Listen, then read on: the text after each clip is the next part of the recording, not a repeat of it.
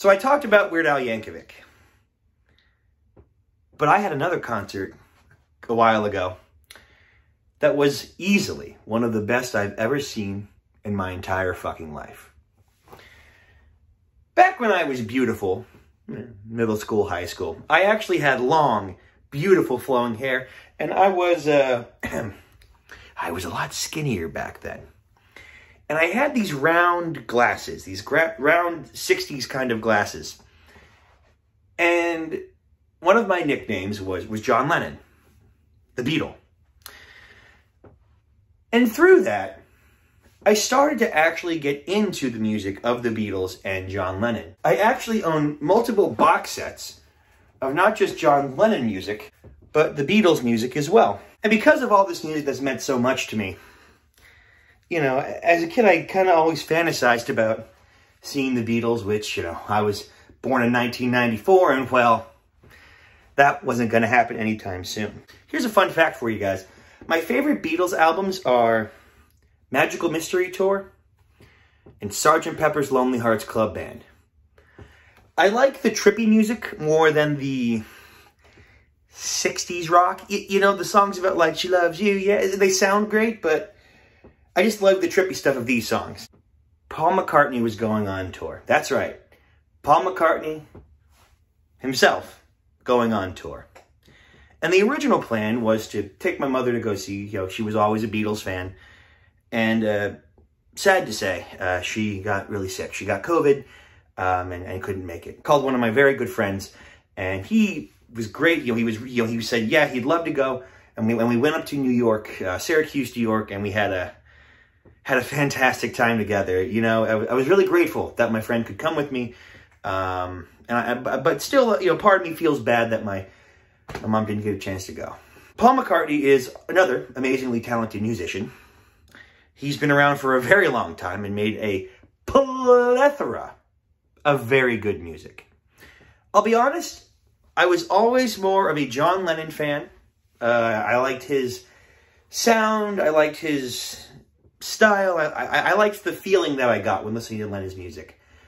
But Paul McCartney, I had to say, is a very, very close second. When we got to the stadium, it was packed. I don't know if it was sold out because there were a couple of empty seats, but that, you know, that could have been a number of reasons. But it was packed. People went nuts. You know, people were screaming and crying and all kinds of crazy stuff. The show was set to start at 8 o'clock. And as everyone starts getting seated, there was this video that played on the screen, on like the two side screens. And it was like a half-hour long video. It was a long video, kind of showing Paul's life, like as a child to a very aged gentleman as he is. And as soon as, you know, the video played and reached the top of whatever it was showing, and it stopped. And everything was quiet. And the lights flash. There he fucking is. Paul McCartney himself. And he starts, "Can't Buy Me Love." And everyone lost their fucking minds. It was amazing. And from there, I had one of the most emotional, magical concerts that I have ever had the privilege of seeing in my entire fucking life. And I don't know if I'm ever going to see anything like that ever again. Not only did Paul McCartney play a very good selection of Beatles songs, he played Let It Be, Hey Jude, Blackbird, Helter Skelter, Love Me Do, and more. There were so many songs that he played. And he also played a very good selection of his own songs. Some of my favorites from his solo career or his career with Wings was Maybe I'm Amazed, Maybe I'm Amazed at the Way You Love Me All the Time. I love that one. He played Band on the Run, Band on the Run, Band on the Run. That one. He played Everyone's Gonna Dance Around Tonight. That was beautiful. It was amazing. And fuck, was he funny. I didn't think Paul McCartney had this kind of sense of humor, but he was hysterical. He was telling stories of how, like, he saw Jimi Hendrix play for the first time, and that he whammed on the whammy bar so hard that the guitar was out of tune, and Eric Clapton was in the audience, and he was like, "Hey, Eric, can you tune this for me?" And he was just funny. He stopped the concert to read the different signs that were on. He was like, oh, okay, name my son Paul. Okay, you've seen me 127 times. That's amazing. There was one sign that said, sign my arm and I'll tattoo it. And he was like, weird. And then he saw one that said, sign my butt. And he was like, oh, okay, come on up. And then he's like, no, not really. But he was wildly funny. And he was telling stories about, writing the different pieces of music and, first starting out and as they started to grow in popularity.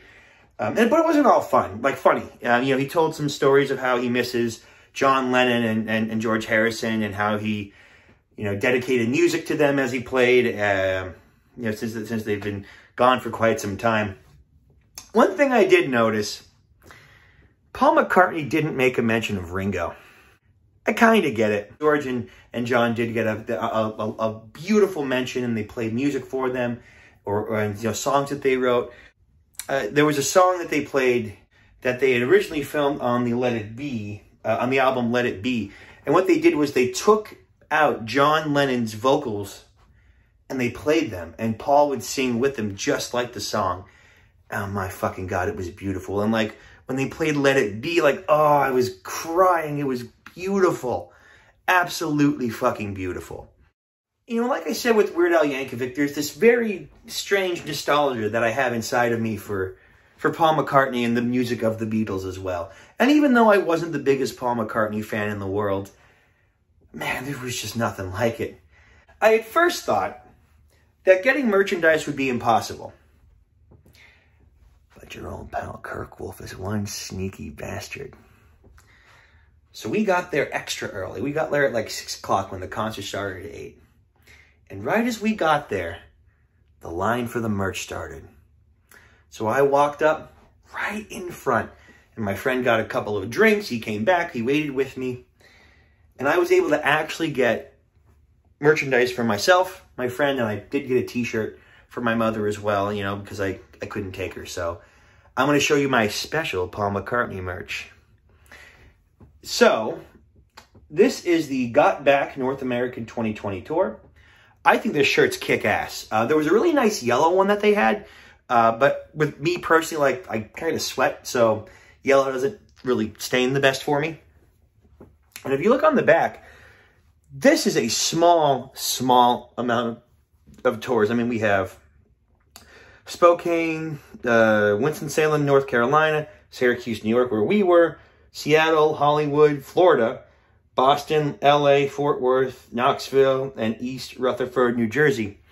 It's a small tour, very similar to Genesis, which really surprised the hell out of me.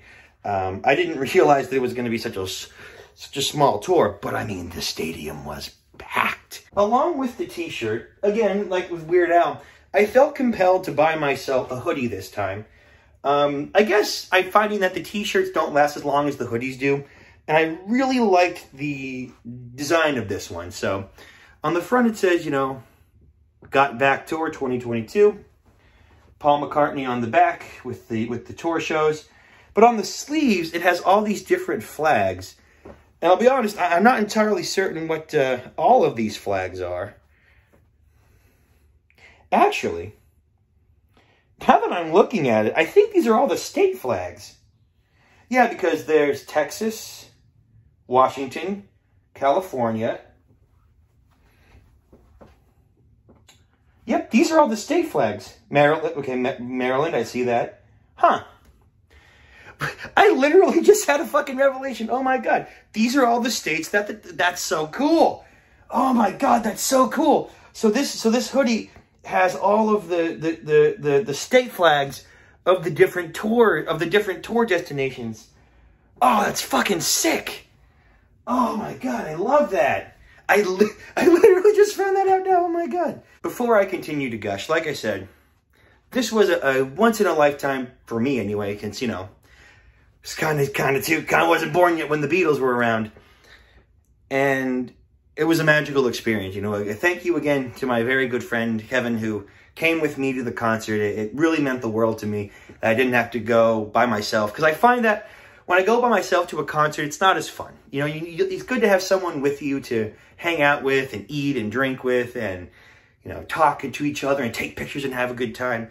So, you know, that really did mean a lot to me. Hey, well, thank you guys so much for watching this episode. Might be a little bit before I update. We got some projects coming in. We have some theater auditions coming up, so I might be in a production soon. We will see. No promises. It's a whole lot of stuff is up in the air right now. But thank you guys so very, very much for watching, and I'll see you in the next one.